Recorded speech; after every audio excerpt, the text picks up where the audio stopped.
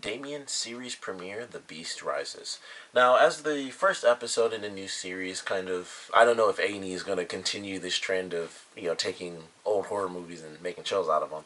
But as the first episode following, The Omen, I think they actually did an okay job. It didn't, blow me away or anything, but I like what they did, and I think for a series premiere, I think pretty much all you have to do is have characters that I like, and then have at least a solid 10 to 15 minute ending, and that's kind of, leading into the rest of the series. I think that's kind of like the main point of a series premiere is obviously get you into it, and it definitely interested me in the beginning. It's like, okay, so he grows up, we find out that he doesn't actually remember any of the stuff from the movie, and I don't know if they're actually going to get into anything. It's seemingly what they're doing, because I've seen the first two Omen movies, because there's like four of them, not counting the remake.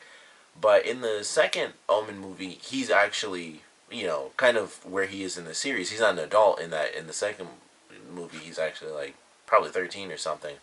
But it's kind of the same thing, and he does, in a sense, kind of, embrace what he is. And that's what excites me the most about this show, because in this first episode, they don't really do it, but all the promos and stuff, they kind of make it seem like he's pretty much embracing his role as the son of the devil, and seemingly he's supposed to take over as the devil is kind of how they seem to be playing with the idea. But I like what they did where he doesn't really remember his past, and he finds this woman in the beginning of the episode during the riots and stuff, and she kind of makes him remember this, though, kind of the classic scene from the movie where the woman says, "It's all for you, Damien," and she kills herself. So he gets that flashback, and he's trying to find this woman, and he goes through all these things. He's trying to get answers about his past and his father, and they did two things that really surprised me, and that were, both the deaths in this episode really surprised me, because I thought for sure both of those characters were going to be really important people for this show. It's like, alright, we have one guy who's tied to one of the people killed from the original film. He's going to be the one to give them the most answers, but he, of course, won't have all the answers. And then we have the woman that Damien, used to love. And that just seemed like a normal, relationship type of thing. And they killed both of them off. They go talk to this guy, they leave. Of course, they have the Rottweilers, because the Rottweilers are like the dogs of the film, so I kind of love that. Because I had a Rottweiler myself, so every time I see him, I'm like, oh, it makes me think of my dog. But he gets eaten by three Rottweilers, and then she actually sinks in mud, and then, whatever it is, it sinks her, and it drags her underground, and something actually grabs her, because, of course, when Damien heard her screaming, and he's outside, wherever he was living, because it looked like he was in some place, and then you walk down the street, and it was like, it was abandoned, and there's graffiti everywhere. I was like, where does he live? And it was kind of funny to me, but he goes, and I thought, alright, he's going to save her. It's going to be really weird. It's like, we have to figure out what's going on. But he doesn't actually get to save her. Like, she's like, something has me. And then she gets pulled under. I was like, I didn't expect that. I thought for sure she'd be saved. But she gets, sucked underground. She's, they actually do get her body, which that surprised me as well. But they are able to actually recover her body. But she's, taken underground, and she's killed, and her car sinks with her. So we already have two deaths. So they're starting it off, right out the gate. They aren't messing around, and I love that. We have this woman, I forgot her name, like Utridge, I believe is her name.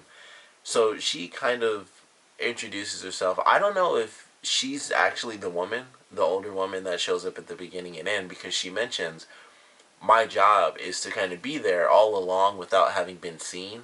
So I think, like, when she gives Damien her real name and everything, that's like her, that's what she really looks like, I guess, because I'm assuming she's a demon.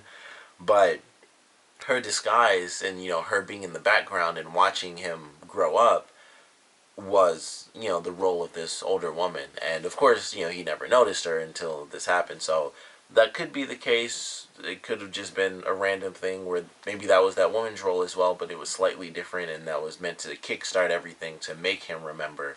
And then, Utridge comes in and does something, because during one of the commercial breaks, they do like a little thing, and she's like, I'm glad you joined us, or something like that. So she's, of course, there to kind of raise him as the new devil, or at least as the Antichrist.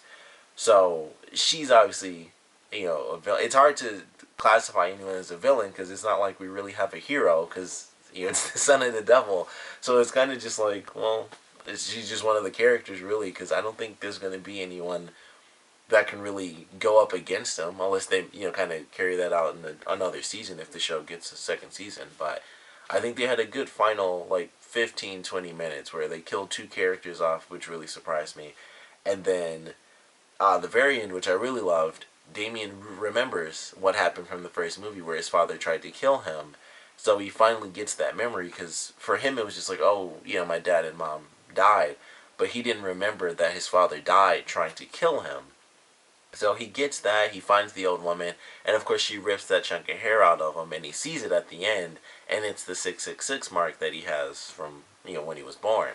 So I love the way that they ended the episode for sure. I think that was definitely the strongest part was, the deaths and the actual ending. So probably, I guess it was like the last half, technically, of the episode I really, really enjoyed because they killed off characters really quick, which I wasn't expecting. We get introduced to this blade that's meant to, kill Damien, which I believe is actually the blade from the movie. So that's kind of cool as well. They did really good with the callbacks and stuff and having the Rottweilers. And I love the fact that at the end, they have the actual theme from the movie, which is honestly one of my favorite themes from movies. And it's probably my favorite horror theme for sure. It's just like an odd, catchy sort of theme, but it is very, very menacing. So I was really happy to hear that at the very end of the movie, or at the end of this episode. But I thought it was a really great ending, and that's ultimately what has me excited for the next episode and what the promos seem to be teasing, where it's like it seems like he's kind of embracing it more than he is fighting it, or maybe he just can't really fight it because it's the power of the devil inside of him. So I'm really excited for what is being shown through these promos. I think they're doing a good job because initially I thought like, okay, he's gonna find out who he is, but he's gonna try to fight it because he doesn't want to be evil. But then as I kept seeing more and more trailers, it's like it seems like actually he's embracing this evil, and they keep showing that one scene where he's like got this guy on the ground and he's like beating him and stuff, and of course that's out of context, so I don't really know what's happening there. But he's making like the crazy, like he's yelling in the angry face. So it's like I don't know, like I'm excited to see which path he really takes. They have Herschel in this for people who watch The Walking Dead. That was kind of funny. For anyone who doesn't, that's like the old guy who had like all white hair and the beard and mustache. He was in The Walking Dead, so it was kind of funny. He has like the exact same hairstyle, so it's like that's really funny to see that like zero difference whatsoever. But I'm excited to see what they do. I really want to see how far they go with demons and stuff like that. Maybe they'll introduce angels and things like that, because if it's the son of the devil, if the devil if the devil exists, then God has to exist and angels and whatnot. So I would assume at some point he'd be going up against other creatures that want to take him down, because he's meant to be this evil thing that kind of destroys the world, or kind of helps herald the destruction of the world. So I'm actually excited to see what adversaries he ends up having, what obstacles he comes across, both within himself and without, because of course with the power of the devil kind of within him, he's going to have to balance being good or being evil, and then of course the adversaries would be an obstacle that he has to deal with outside of himself, and being influenced by whoever this Utridge woman is, and whatever her plan is, and how she's supposed to be helping him do something. Obviously, like I said, I'm pretty sure she's a demon, or she's just a human, maybe in league with demons and the devil and stuff like that. But I'm going with she's just a flat out demon, and she's just always been around watching him and kind of waiting for when he's meant to kind of rise, which apparently is meant to be during his 30th birthday, and that's why everything started up. So I'm really looking forward to this series. I think the first half, I did enjoy the first half. I think it was good, kind of just establishing certain things. But the second half is really what made this episode, with two deaths, and then just him remembering that his father was actually trying to kill him, and then seeing the 666 on him. So he knows officially like he is meant to be like the son of the devil. Because it was kind of like, all the things are really weird. Like it may be this, it may be that. It was kind of vague for him, but he kind of got like the full on. He got all the answers he could have possibly needed by the end of this episode. So that has me really excited because like he knows what's going to happen. The two people that he's actually connected to after the death of his ex-girlfriend, her sister kind of is going to be going after him, and his friend seemingly is going to be working with her. So they're going to be, I guess, his adversaries a little bit, and just at least trying to figure out things in the beginning. Her sister, she kind of seemed like she was already against him when they first met. She's like, I know all about you and stuff, and he didn't do a great job because he just up and vanished apparently from whatever relationship they had. So it makes sense that she wouldn't like him because he kind of just ditched her sister for no good reason. So perfect reasoning for her not to like him as a normal human being. And now he's like, the Antichrist, and she feels like somehow he's responsible for her sister's death. So I'm looking forward to seeing how that plays out. I'm guessing, considering she didn't die and her sister did, she's actually meant to be like one of the main characters and not her sister, which really, of course, like I said, really surprised me. I thought it was going to be him getting answers, with a couple of different people, trying to figure out who he is and what's going on while being influenced. But now it's like he's the only one searching for answers, and that probably won't lead to him being able to fight back too much because he doesn't have anyone to kind of reel him in, like, hey, don't be the son of the devil. And so he's going to have this woman influencing him. But I'm actually pretty excited for what they're going to be doing for this.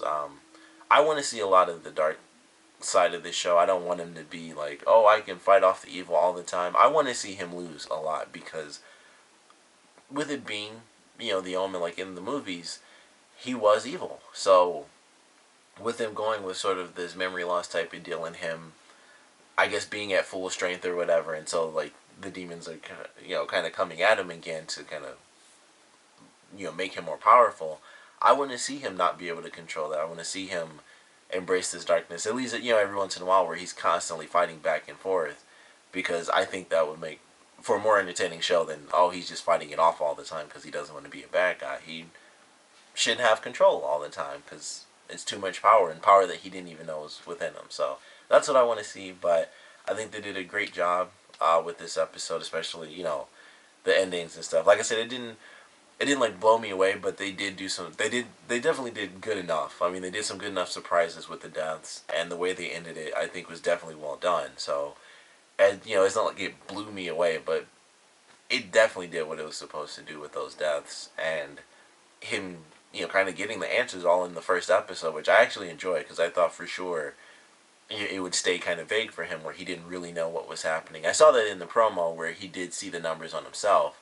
But I didn't think that would be like in the very first episode, of course, until the woman like ripped his hair out, and I was like, oh man, that's gonna happen right now at the very end. So he already knows he has the mark, and that it's the story is about him. So I'm looking forward to how fast they go through things and how they advance this, and I'm very curious because it's kind of like Bates Motel. I didn't know where they that was kind of leading up to the movie. And this is the reverse, where the movie started when he was young, and it's, after everything. So it's kind of like all of that already happened. All the craziness of the iconic film has happened in the past, and now other things are happening. So it'll be interesting to see how they do it. I think so far it'll be, pretty good. I'm definitely excited for it. But of course, I want to know what you guys thought about this premiere, so please comment below. Let me know your favorite parts, your least favorite parts. And of course, I have to ask, are you guys going to continue on with this show, or, did it not kind of intrigue you enough and you're just going to let it fall to the wayside? Like I said, I think it did a good enough job.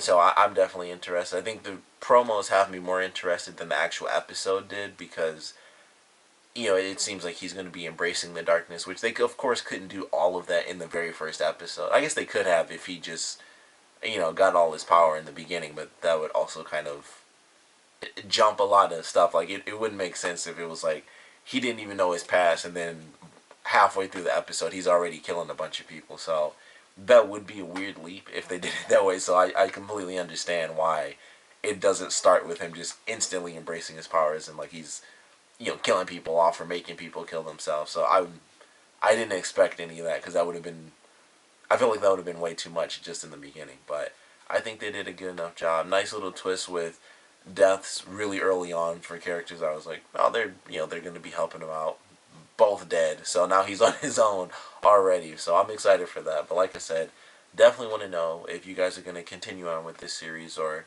if it just didn't do enough for you. So please comment below, let me know, and thanks for watching.